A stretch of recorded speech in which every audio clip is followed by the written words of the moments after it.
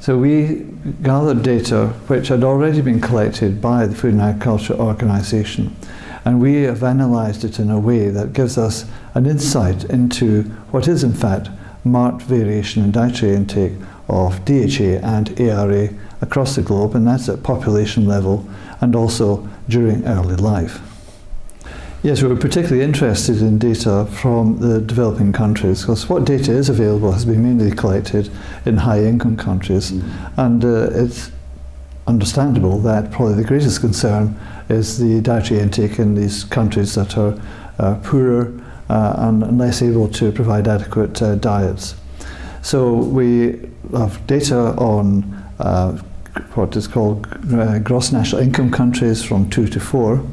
And there's quite clear evidence when you look at the different levels of income that there are certainly significant effects on the volume of dietary intake of DHA and ARA.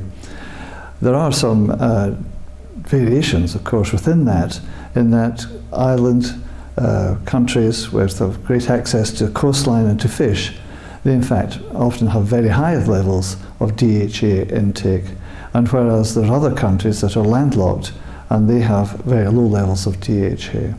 In terms of ARA, that it really does reflect the gross national income of the country, with the poorest countries having in some cases very low intakes of ARA. The levels in fact are really in some cases almost negligible.